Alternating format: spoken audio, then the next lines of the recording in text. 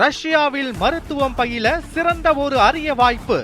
வெளிநாடுகளில் மருத்துவம் பயில சிறந்த முறையில் உதவுகிறது ஏஜே ட்ரஸ்ட் கல்வி குழுமம். சிதம்பரத்தில் ஹோட்டல் உரிமையாளர்களின் முகத்தில் மிளகாய் பொடி தூவி தாலி செயினை பறிக்க முயன்ற இளைஞரை பொதுமக்கள் பிடித்து போலீசாரிடம் ஒப்படைத்தனர்.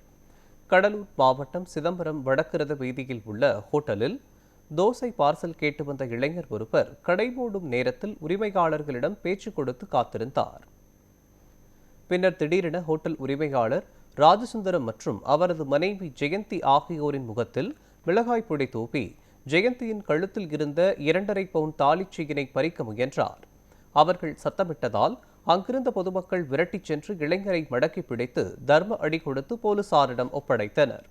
விசாரணையில் சேத்தியாத்தோப்பு அருகே பெரிய குப்பத்தை சேர்ந்த சந்தோஷ்குமார் என்பதும் கார்த்தவனை கட்ட பணம் தேவைப்பட்டதால் திருட முயன்றதாகவும் தெரிய வந்துள்ளது. இதுகுறித்து போலீசார் வழக்கு பதிவு செய்து விசாரணை நடத்தி வருகின்றனர்.